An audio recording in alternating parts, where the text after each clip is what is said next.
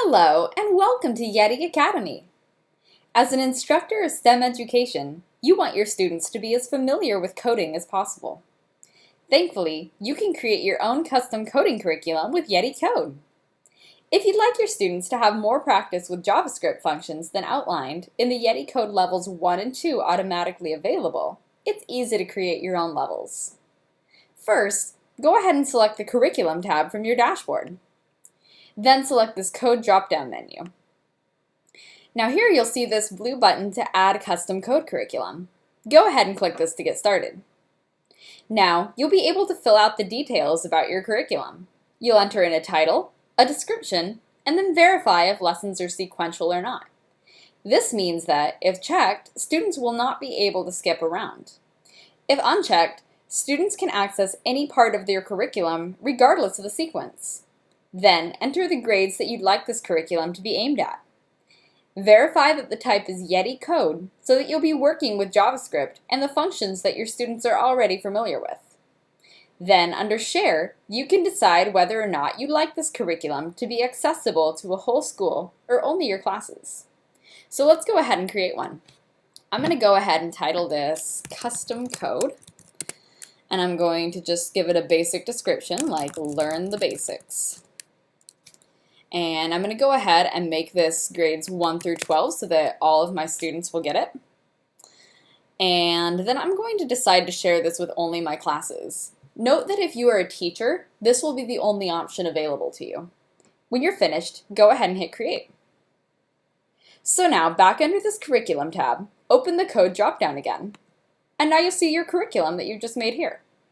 With these three dots, you can select the trash can to delete it, the pen and tablet to edit it, or the papers to copy it. Okay, so to add in units, select the 0 Lessons button.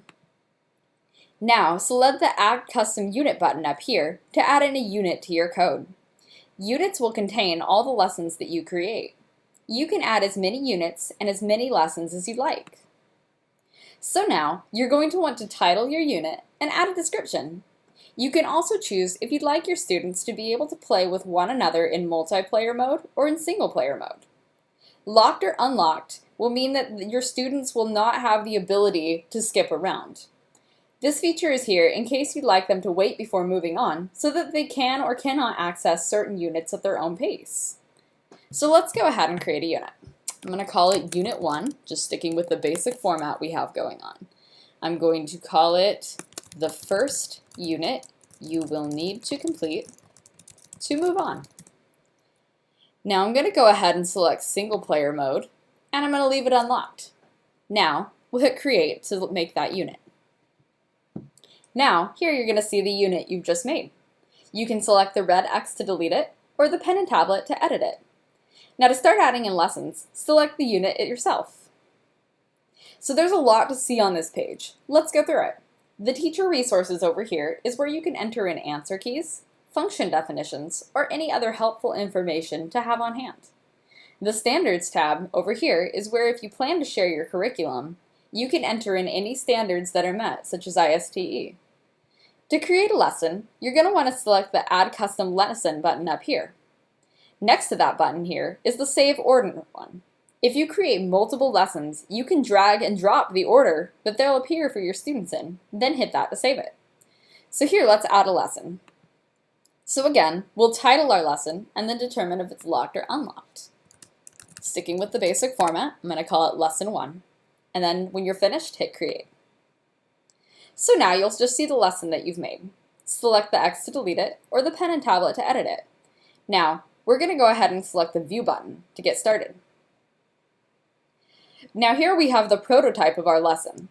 First, we're going to go ahead and title it, if we haven't already, giving the students a good idea of what the lesson is. You can adjust the side of the grid by the number of spaces with the width and height boxes as well. The terrain will allow you to change the background slightly, as well as the daytime and nighttime mode.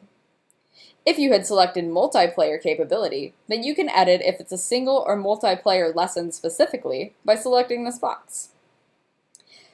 Checking the command ballot box will allow your students to view the functions and code snippets to choose from. This is great to have to begin with, but more advanced programmers will need to know how to create, for example, a loop with their own proper syntax.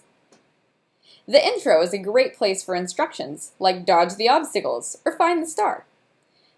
The code section is where you'll enter in code to be put in automatically. This feature is great for teaching debugging. Now, the way that students are scored is a 3-star basis.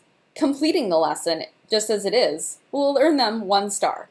The skill check will allow you to address the skill you're trying to address, such as the move function. Feel free to enter in something else from the command palette if you see fit. If a student uses this command, in this example the move function, they will earn another one of the 3 stars on this lesson. The length check will be what determines another one of those stars, depending on how much it meets or exceeds this length. Modularity is a key aspect of coding, and the more portable and concise your code is, the more flexible it is. You may also wish to add hints. This is entirely optional, and if this is the case, you can enter it here for students to be able to access should they struggle. The object palette includes many elements that you can place on the grid. I've included a glossary of all of these in the description down below. Feel free to pause this video and check it out before we continue making our lesson. So now, let's go ahead and make the lesson.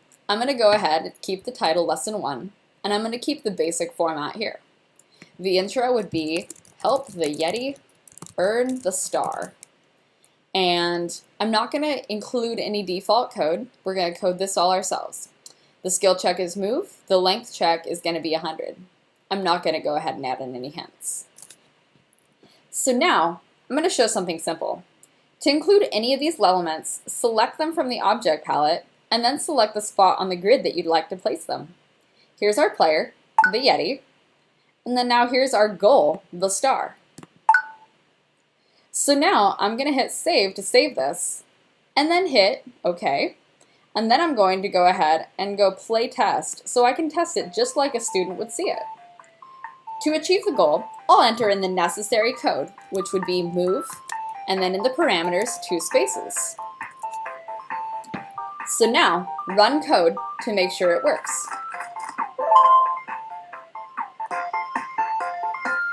So congratulations, you've just created a lesson. Let's go back to the dashboard. Okay, so now, back at the dashboard, you're going to want students to have the lesson that you created and the whole curriculum. So first, we're going to go from the Classes tab. Now, select the class you'd like to receive your new curriculum. From here, select the checkboxes next to the students who you'd like to have it. Find your custom curriculum. Then when you've got it, go ahead and hit Assign. Now, you'll see here that all of your students will be able to play the Yeti code that you've just made for them. Should you have any more questions about custom Yeti code or any other area of the program, go ahead and check out our Solution Center that I've included in the description down below. Our Solution Center is always growing to better suit your needs and answer any questions you might have. You can always check out the rest of our YouTube channel for plenty of helpful videos to guide you along. If you find that you're still confused, you can always reach out to support via the chat or by emailing us at support@yetiacademy.com. We hope you have a great time exploring the world of STEM education with your students.